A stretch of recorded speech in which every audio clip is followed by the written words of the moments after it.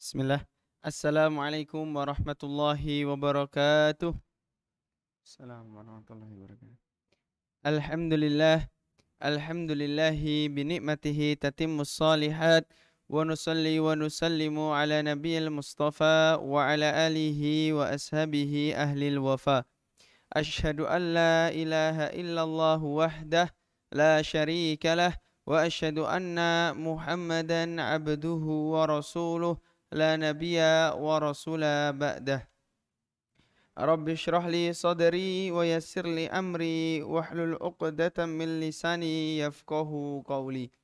Allahumma anfa'na bima 'allamtana wa 'allimna ma yanfa'una warzuqna 'ilman nafi'an alladzi tanfa'una. Alhamdulillah ma'asyiral muslimin rahimani wa rahimakumullahu jami'an. Alhamdulillah pada kesempatan kali ini marilah kita yang pertama-tama senantiasa memanjatkan rasa syukur kita atas segala bentuk nikmat yang Allah berikan, nikmat sehat, nikmat waktu luang, nikmat kemudahan dan keberkahan, sehingga pada sore hari ini kita semua dapat berkumpul, bermajelis di waktu dan di tempat yang insya Allah diberkahi oleh Allah Subhanahu wa Ta'ala. Yang kedua, jamaah yang dirahmati Allah, salawat serta salam senantiasa tercurahkan kepada junjungan kita, tauladan kita, Nabi Muhammad sallallahu alaihi wasallam yang telah mendakwahkan dan memperjuangkan Islam sehingga kita semua dapat merasakan nikmat dan indahnya Islam hingga sore hari ini. Jamaah yang dirahmati Allah, tidak terasa kita akan memasuki bulan Muharram, ya. Bulan Muharram yang di sana banyak sekali keutamaan, banyak sekali keistimewaan yang terdapat pada bulan Muharram. Salah satu keistimewaan dan keutamaannya adalah pada bulan itu kalau kita berpuasa pahalanya luar biasa. Pada bulan itu adalah spirit, ya. Bulan Muharram adalah spirit awal daripada umat Islam. Maka tentu pada kesempatan kali ini kita akan membahas satu hadis yang cukup terkenal, yang termaktub, tertulis di dalam kitab Arba'in An-Nawawi, yang syuruhatnya, syarahnya, penjelasannya sangat banyak, menjelaskan tentang hadis ke-6 itu, tentang bahwasannya halal dan haram itu jelas, dan kita disuruh untuk bersifat al-wara', ya, berhati-hati. Bara' wal wara', kita ini di akhir zaman harus lebih memiliki sifat hati-hati, ya. An Abi Abdullah An-Nu'man bin Bashir radhiyallahu anhuma qala, bahwasanya beliau berkata, sami'tu Rasulullah sallallahu alaihi wasallam yaqul, bahwasanya Abi Abdullah bin Nu'man bin Bashir pernah mendengarkan bahwasanya Nabi Muhammad sallallahu alaihi wasallam pernah bersabda, ya. Apa kata Nabi dalam sabdanya? Innal halala, ya, bayyinun wa innal harama bayyinun. Kata Nabi dalam hadisnya, kata Nabi apa? Innal halala bayyin. Sesungguhnya perkara yang halal itu jelas, ya. Air putih misalnya halal, jelas. Teh misalnya halal, jelas. Kita misalnya bermain bola misalnya halal, jelas. Atau misalnya kita bahkan bermajelis ilmu, wah pahalanya luar biasa, ya. Maka kata Nabi, innal halala bayyin. Segala sesuatu yang itu kaitannya halal dalam urusan kita hidup di dunia itu jelas, ya. Dan Nabi juga ngendika, wa innal harama bayyinun. Kata Nabi, dan juga perkara yang haram ini jelas, ya. Zina haram, minum-minuman keras haram, berbohong haram, korupsi haram, normal, ingkar janji haram, ya. Semua perkara yang haram tadi jelas, ya. Kemudian kata Nabi, wa bainahuma umurun mushtabihatun. Kata Nabi, dan di antara dua perkara tadi, ya, perkara halal dan perkara haram, di tengah-tengahnya itu ada wa bainahuma umurun mushtabihat. Ada perkara yang samar-samar. Nah, di antara yang halal dan di antara yang haram, di tengah-tengahnya ada perkara yang syubhat. Apa itu perkara yang syubhat, jamaah? Ya. perkara yang kaitannya masih abu-abu. Ya. Iki janjane halal nopo haram. Iki janjane haram nopo halal. Lah, dalam agama Islam itu disebut urusan syubhat ya. Jadi syubhat itu perkara yang belum jelas atau samar-samar. Contoh ya. Misalnya Bapak Ibu nemu uang 100.000. Nemu uang 100.000 di masjid, misalnya di Masjid Al Hasanah. Saat kita nemu ya, maka uang ini hukumnya apa? Syubhat. Kenapa? Kita nggak tahu punya siapa. Kalau misalnya ketahuan jelas, wah ini punya Pak Bambang misalnya. Wah, berarti apa hukumnya? Haram kita ambil, halal kita kembalikan. Nah, jelas halalnya dikembalikan atau diumumkan atau disampaikan ke pemiliknya. Ya, haramnya ketika kita mengambil yang bukan hak kita. Ya. Maka yang tidak jelas tadi itu disebut perkara syubhat. Ya, yang tidak jelas tadi itulah disebut perkara syubhat. La ya'lamuhunna katsirun minan nas. Dan banyak manusia itu yang tidak menyadari perkara syubhat. Ya. Ada orang misalnya di mejanya tiba-tiba dikasih uang 1 gepok. Nah, gak jelas akadnya.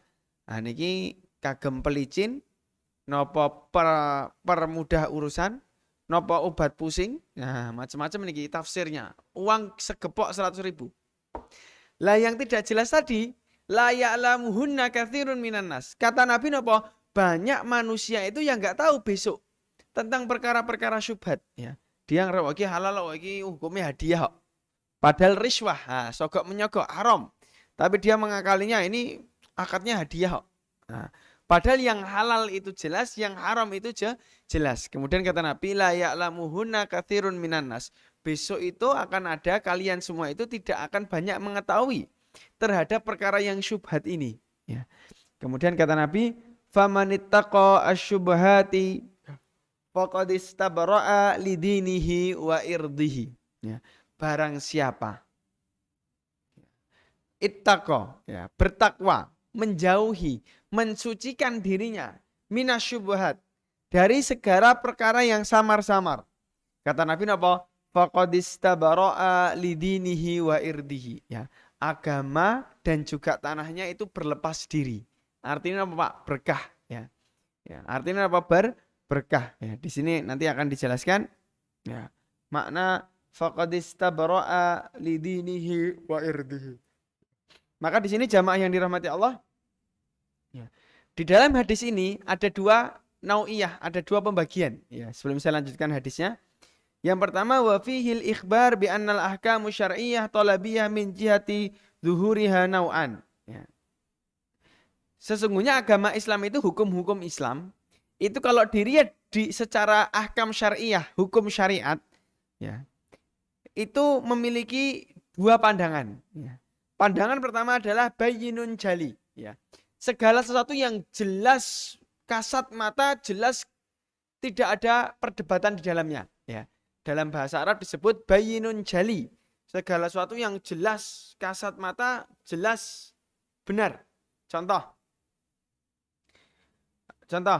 Ya. Fal halalu bayyin wal haramu bayyin. Kahilil bahimatil an'am wa hurmatiz zina. Nah. Sebagaimana dihalalkannya hewan ternak, itu halalnya jelas bukan? Jelas. Inilah yang disebut dengan bayyinun jali. Segala sesuatu yang jelas teliti. Contoh sebagaimana dihalalkannya binatang ternak, wa hurmatiz zina, dan juga diharamkannya zina. Nah, dua perkara tadi jelas, ya. Enggak ada kok orang yang ya, sangat-sangat berdosa ketika ada seorang ulama yang mengatakan nyembelih kambing itu haram. Akan sangat berdosa ketika ada ulama yang mengatakan berzina itu boleh. Nah, karena apa? Kedua tadi itu secara hukum syariah bayyinun jali. Segala sesuatu yang sudah jelas hukumnya, jelas duduk perkaranya, tidak ada perdebatan di dalamnya. Maka ada yang lebih dosa daripada perbuatan dosa itu sendiri, Bapak Ibu. Ya, saya ulangi, ada dosa yang lebih besar daripada perbuatan dosa itu sendiri. Yaitu apa? Ketika seseorang merubah hukum Allah. Contoh, air putih ini misalnya Misalnya ada yang mengatakan khamr. Khamr itu halal asal tidak berlebihan. Dia tidak minum khamr Bapak Ibu ya. Orang tadi mboten mabuk tapi mengatakan minum khamr ini boleh asal ora kakean. Nah, maka dosanya akan lebih besar daripada orang yang minum khamr tapi masih meyakini bahwasanya khamr ini haram. Ada orang yang mengatakan zina itu boleh asal sama-sama ridho. Nah, padahal dia yang ngomong tidak berzina. Tapi dosanya ngalahkan orang yang berzina yang mengakui bahwasanya perbuatan yang dia lakukan haram dan berdosa. Nah, maka ulama mengatakan ada dosa yang lebih besar daripada dosa itu sendiri. Napa? Ketika seseorang merubah hukum Allah yang sudah cetha jelas wela ya. Ada yang mengatakan rapopo korupsi. Yang penting sebagian korupsi ini dinggo bangun jalan. Lah ini kan nggak boleh juga. Ini napa? Keharamannya jelas tapi dia merubah hukum tadi walaupun dia nggak korupsi misalnya. Korupsi rapopo. Yang penting ya ingat koncone.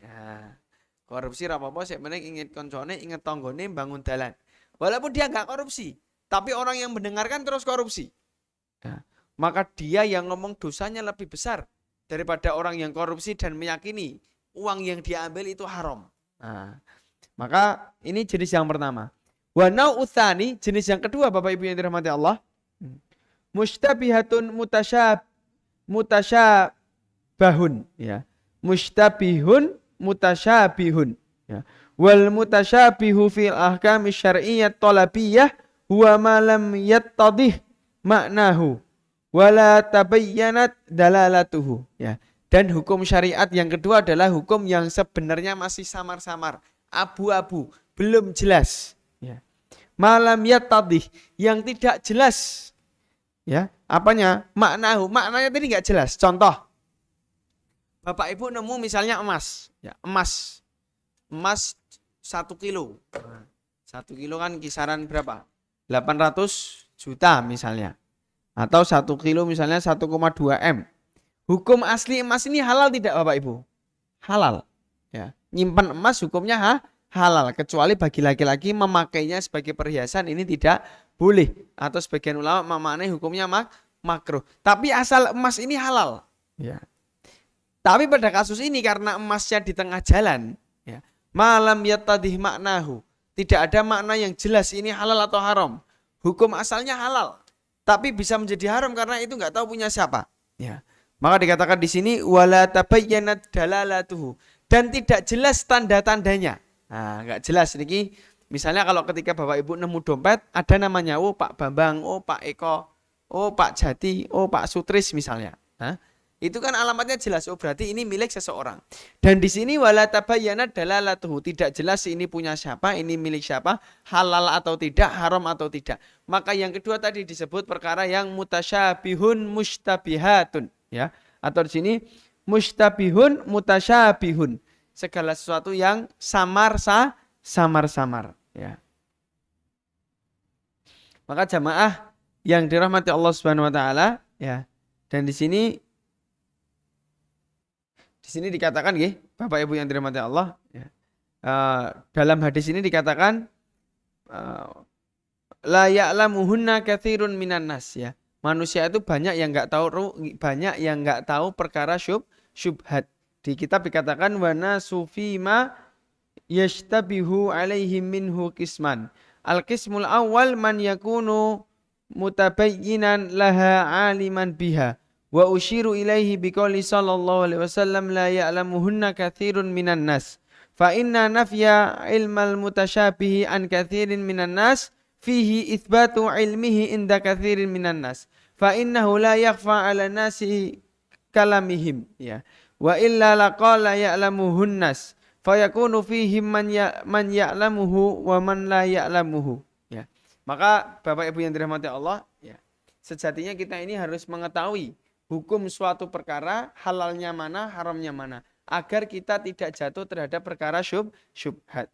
Kemudian Nabi mengatakan wa man waqa'a fi syubhati waqa'a fil harami karra'i yar'a haulal hima yushiku antara'a fihi. ala wa inna likulli malakin hima, ala wa inna himallahi maharimuhu, ala wa inna fil jasadil mudghah, idza salahat salahal jasadu kulluh wa idza fasadat fasadal jasadu kulluh, ala wahiyal qalb. Ya. Kata Nabi di sini, waman waqa'a fi syubhati, barang siapa yang jatuh terhadap perkara syubhat. Kata Nabi apa? Waqa'a fil harami. Ya. Waqa'a fil harami. Ya. Barang siapa yang jatuh terhadap perkara syubhat, maka sesungguhnya dia sudah jatuh terhadap perkara yang haram. Dan ini kita harus berhati-hati, ya. Karena kalau kita jatuh terhadap perkara syubhat, ditakutkan bisa jatuh ke perkara yang lebih besar, yaitu perkara haram, ya. Sebagaimana karra'i yar'a haulal hima, ya. Sebagaimana seorang pengembala itu mengembala, ya, di pinggir jurang, ya. Maka kita ini, ya, kalau bermain terhadap perkara-perkara syubhat, itu kita seperti bermain di pinggir jurang, ya. Kenapa? Rawan sekali kita jatuh terhadap perkara syubhat. Contoh, ya. Ada orang yang misalnya ketika kita berdakwah kan harus bil hikmah wal mau'idotil hasanah, dengan hikmah dan kata-kata yang baik, ya. Contoh, ya, ketika kita mendakwahi seseorang yang pemabuk, ya, atau kita mendakwahi seseorang yang gemar berzina, maka kita nggak bisa kok serta-merta datang ke tempat mereka, ya, ataupun kumpul dengan mereka, ya. Karena apa? Itu termasuk perkara syubhat. Maksudnya apa, Pak? Kita seperti bermain api di pinggir jurang. Nah, kalau kita tidak kuat, yang tadi niatnya mewarnai, gitu, malah diwarnai. Yang niatnya menasihati, naudzubillah sakit justru apa? Terjerumus. Ya. Karena perkara syubhat itu barang siapa yang terjatuh di dalamnya, maka dia jatuh terhadap perkara yang haram. Ala wa inna fil jasadil mudghah, sesungguhnya di dalam tubuh manusia itu ada segumpal daging. Idza sholahat sholahal jasadu kulluh. Kalau apabila segumpal daging ini baik, ya, sholahat jasadul kulluh, maka seluruh anggota tubuhnya akan menjadi baik. Saya ulangi, ala wa inna fil jasadil mudghah, sesungguhnya di dalam tubuh manusia itu ada mudghah, segumpal daging. Kata Nabi, idza sholahat sholahal jasadu kulluh, apabila segumpal daging itu baik, sholahat jasadu kulluh, maka seluruh anggota tubuh yang lain akan menjadi baik, ya. Kemudian kata Nabi, wa idza fasadal jasadu kulluh, dan apabila segumpal daging itu rusak, ya, maka apa Bapak Ibu yang dirahmati Allah, ya, fasadal jasadu kulluh, seluruh anggota tubuh kita akan juga rusak, ya. Barang siapa yang segumpal dagingnya baik, maka seluruh tubuhnya akan baik. Barang siapa yang segumpal dagingnya buruk, maka seluruh anggota tubuhnya akan menjadi buruk. Apa itu Bapak Ibu? Ya. Ala wahia al-qalbu, tidak lain dan tidak bukan, yang dimaksudkan segumpal daging tadi adalah hati, al-qalb, ya, hati. Hati itu adalah aset paling penting, barometer paling sehat yang dimiliki manusia, ya. Kalau manusia itu hatinya berpenyakit, hidupnya juga akan berpenyakit. Kalau manusia itu hatinya sehat, bersemi, baca Al-Quran, zikir, tidak ada masalah hati, ya, maka seluruh anggota tubuhnya juga akan menjadi baik, ya. Karena Nabi mengatakan, idza sholahal jasadu kulluh wa idza fasadal jasadu kulluh, ala wahya al-qalbu. Apabila segumpal daging itu baik, seluruh anggota tubuh akan baik. Apabila segumpal daging itu akan buruk, maka seluruh anggota tubuh akan buruk. Kata Nabi, ala wahya qalbu, tidak lain dan tidak bukan, itu adalah perkara hati, ya. Maka jamaah sekalian, Bapak Ibu yang dirahmati Allah, ya, dari hadis ini kita banyak mempelajari bahwasanya aset yang paling utama setelah keimanan dan kesehatan yang dimiliki oleh seorang manusia adalah bagaimana kondisi hatinya. Ya. Maka kita ini diperintahkan, syukur-syukur sakit menjadi rutinan sunnah kita, ya. Iktsar minadz dzikr. Memperbanyak dzikir. Dalam sebuah hadis dikatakan Nabi Muhammad alaihissalam pernah bersabda, sahabat pernah mengatakan wa innahu la yughanu ala qalbi. Kata Nabi, sesungguhnya hatiku ini pernah sebagaimana diselimuti awan yang sangat gelap. Ya. Wa innahu la yughanu ala qalbi wa inni la astaghfirullah fil yaumi mi'ata marrah. Kata Nabi, sesungguhnya hatiku ini pernah gundah gulana sebagaimana diselimuti oleh kabut ataupun awan tebal. Kemudian kata Nabi wa inni la astaghfirullah fil yaumi mi'ata marrah. Dan aku kata Nabi, ya, fil yaumi, dalam satu hari, la astaghfirullah, beristighfar kepada Allah, fil yaumi, dalam satu hari, mi'ata marrah. Kanjeng Nabi yang sudah dijamin masuk surga, seharinya saja dzikir berapa kali istighfarnya? Mi'ata marrah, ya, 100 kali. Nabi pun dijamin masuk surga dereng? Nabi sampun. Pertanyaannya, Nabi sudah dijamin masuk surga, tapi dzikirnya sehari berapa kali? 100 kali. Pertanyaannya, kita semua wonten sik pun dijamin melebet swarga? Nah, ada yang udah dijamin? Belum. Kita ini dijamin belum, gitu. Punya ordal juga tidak, gitu. Napa Bapak Ibu gadah ordal tiang swargi? Enggak punya kita, ordal enggak punya. Ordal tadi enggak punya, ya. Maka jamaah yang dirahmati Allah, ya, sebisa mungkin istighfar kita harus lebih banyak daripada Nabi. Nabi saja yang sudah dijamin masuk surga. Wa inni la astaghfirullah fil yaumi mi'ata marrah. Sehari ya, Nabi itu istighfar mi'ata marrah, 100 kali. Belum lagi riwayat yang lain ketika Nabi mengatakan kalimatani khafifatani tsaqilatani fil mizani abibatani indar rahmani. Kata Nabi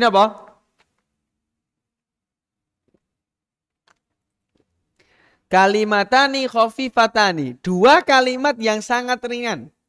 Khafifatani fil lisani. Kata Nabi, ada dua kalimat kata yang sangat ringan diucapkan oleh lisan. Tsaqilatani fil mizani. Akan tetapi dua kata tadi sangat berat timbangannya di yaumil akhir. Habibatani indar rahmani, termasuk amal yang paling dicintai Allah Subhanahu wa taala. Ya.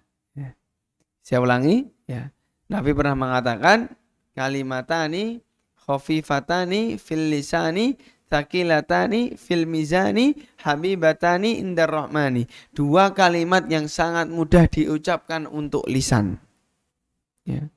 Tsaqilatani fil lisani, ya. Termasuk ya, mudah diucapkan di dalam lisan, tsaqilatani fil mizani, tapi berat timbangannya di yaumil akhir. Habibatani indar rahmani, ya, sangat dicintai oleh Allah. Kalimat Subhanallahi wa bihamdi, subhanallahi wa bihamdi. Dua kalimat ini sangat ringan di lisan, sangat berat timbangannya dan dicintai oleh Allah. Monggo, ya.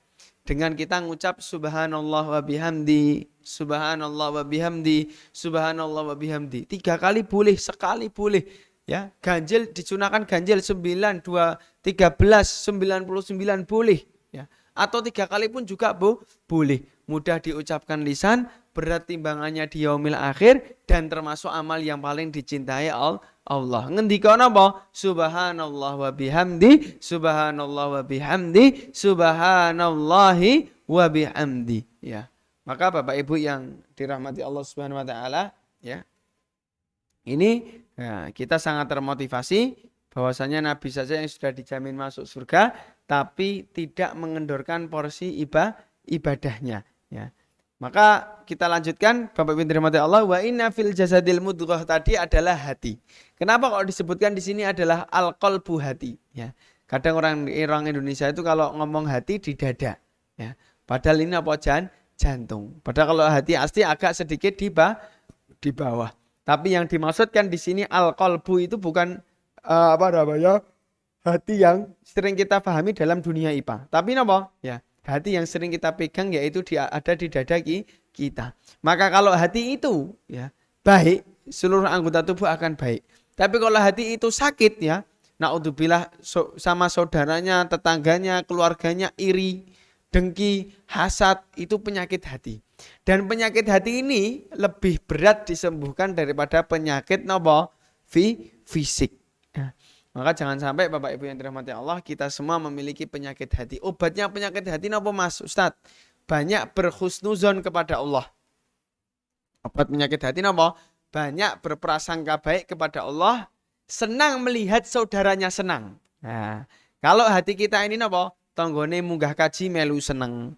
Tonggohe gadah motor anyar melu seneng. Tonggone rumahnya direnovasi melu seneng. Tonggone dapat rezeki sepeda baru, motor baru, mobil baru melu seneng. Tonggone munggah kaji melu seneng. Saudaranya tambah sukses ikut seneng. Maka itu barometer hati kita sehat. Apa barometernya? Senang melihat saudaranya sukses, saudaranya berkembang, tumbuh, bermanfaat, dia ikut senang, maka hatinya sehat. Kalau hatinya sakit, dia nggak senang lihat orang lain, saudaranya, tetangganya juga sukses atau bermanfaat. Itu adalah ciri-ciri paling gampang. Ya. Karena hati ini ya letak daripada niat kita. Ya.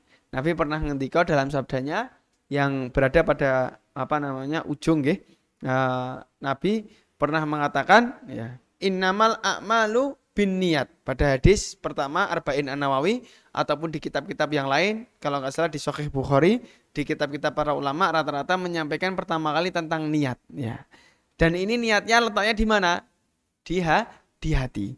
Dalam hadis yang lain Nabi juga pernah mengatakan at-taqwa hahuna, at-taqwa hahuna, at-taqwa hahuna. Kata Nabi, takwa itu letaknya di hati, takwa itu letaknya di hati, takwa itu letaknya di hati. Maka hati ini adalah rumah dari segala aspek kebaikan. Niat letaknya di hati, takwa letaknya di hati. Gitu. Ya, takwa, niat letaknya di hati. Maka hati kita harus senantiasa kita jaga, hati kita harus senantiasa kita jaga keseimbangannya, dan senantiasa kita motivasi untuk berbuat ketaatan. Ya, karena hati adalah barometer daripada keimanan dan aplikasi dari kehidupan ibadah seorang hamba. Ketika hatinya rusak, ibadahnya akan rusak.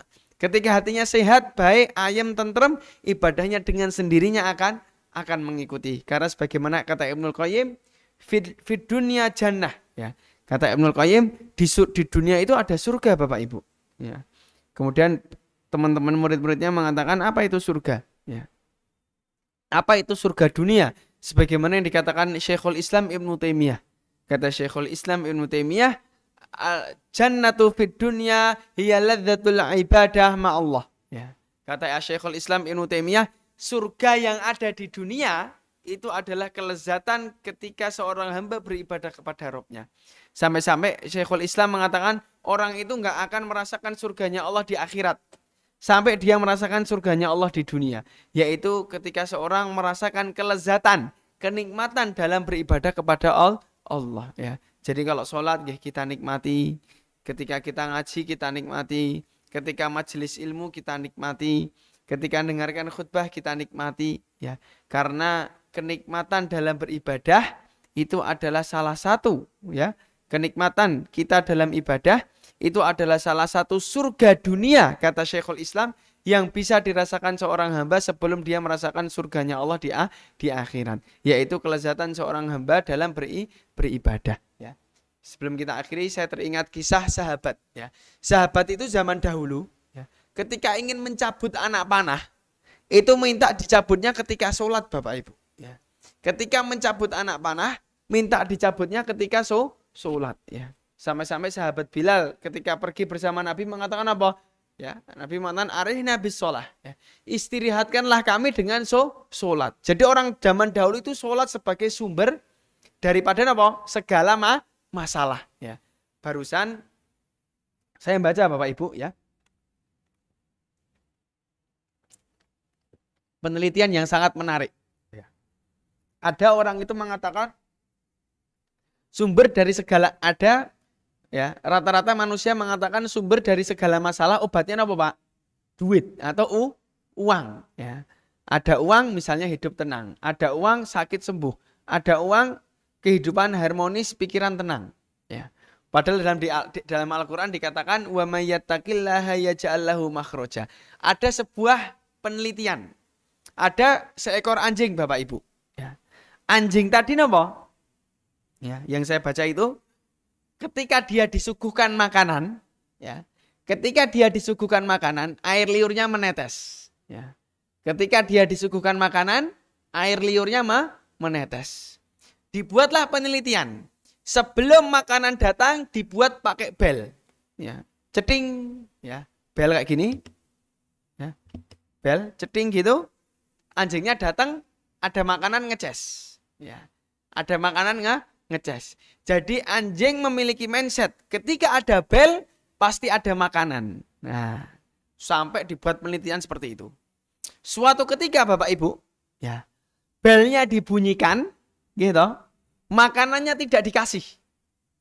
Biasanya pencet bel, ceting, ceting, makanannya ada, anjing datang.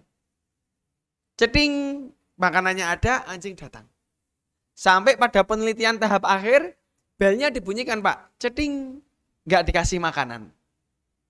Ternyata air liurnya tetap netes Pak. Ya. Ternyata nopo? Air liurnya tetap netes. Ya. Ternyata air liurnya tetap netes. Maka pertanyaannya Bapak Ibu, ya, anjing tadi sudah termindset. Ketika ada bel, dia akan kenyang. Ketika ada bel, dia akan kenyang. Walaupun tidak ada makanannya, anjing tadi tetap mengeluarkan apa? Air liur. Karena sudah termindset. Ya. Dan kita Bapak Ibu yang dirahmati Allah, dalam kehidupan dunia ini secara sadar atau tidak sadar, apalagi era sekarang ya, era teknologi, era gadget, era internet yang informasi itu datang bertubi-tubi, manusia sudah di mindset. Ada uang hidup tenang. Gitu. Ada uang hidup tenang, ya. Padahal tidak. Ya. Sekarang berapa banyak Bapak Ibu, ya? Orang itu miliarder, triliuner, tapi nopo hidupnya tidak tenang. Berapa banyak artis di luar negeri ini, wah uangnya mboten wonten seri nih. Tapi juga matinya bunuh diri. Ya. Maka kenapa? Manusia itu udah termindset ketika ada uang, hidupnya akan tenang. Padahal tidak. Ya. Padahal uang tadi sejatinya sebab. Ya. Tapi aspek utamanya nopo? Ya. Manusia itu akan tenang. Kapan Bapak Ibu? Ketika dia hanya bersandar, berharap kepada Allah. Dalilnya napa saat Mas? Wa may yattaqillaha yaj'al lahu makhraja. Ya. Kalau ini jelas, enggak ada ke orang ketika dia berharap dan bersandar kepada Allah, enggak tenang itu enggak ada. Ya. Orang itu nek sandarannya Allah, gitu. Berharapnya kepada Allah, meyakini segala sebab itu atas ridho dan persetujuannya Allah, ya. Mau duit orang duit, sehat sakit, hidup mati, itu akan bahagia. Gitu. Kenapa bahagia? Karena dia sadar sebab akibat yang ada di dunia ini itu kembalinya kepada Allah. Maka Bapak Ibu yang dirahmati Allah Subhanahu wa taala, ya. Wa may yattaqillaha yaj'al lahu makhraja, maknanya barang siapa yang bertawakal kepada Allah, maka Allah akan jadikan baginya jalan keluar. Dan ini yang harus dipahami manusia. Jalan keluar dari segala masalah bukan duit. Jalan keluar dari segala masalah bukan channel, bukan link, bukan networking, bukan. Semua tadi hanya sebab Bapak Ibu. Ya. Tapi jalan keluar dari segala masalah adalah ketika kita bertawakal kepada Allah, maka ia ja'allahu makhraja. Allah akan jadikan bagi kita jalan keluar. Wa yarzuqhu min haitsu la yahtasib, dan Allah akan memberikan kita rezeki dari jalur yang tidak disangka-sangka. Maka Bapak Ibu yang dirahmati Allah, semua tadi tempatnya di hati, maka kita harus menjaga hati kita supaya tetap prima, supaya tetap sehat, supaya tidak sakit, dan kita isi hati kita untuk senantiasa menjadi rumah yang aman dan nyaman bagi niat, takwa dan amal ibadah kita, ya. Bapak Ibu sekalian yang dirahmati Allah Subhanahu wa taala, ya. Semoga dari hadis ini dan ayat tadi dan juga perkataan para ulama bisa menambah motivasi kita, keimanan kita, dan yang paling penting Allahumma jama'na fil firdausil a'la kama jama'na fi hadhid dunya, ya. Ya Allah, kumpulkanlah kami di surgamu sebagaimana Engkau mengumpulkan kami di dunia dalam ketaatan kepada Allah ya. Bapak Ibu yang dirahmati Allah ya. Mungkin ini yang bisa kami sampaikan sebelum kami tutup. Apakah ada pertanyaan? Atau sudah cukup jelas Bapak Ibu?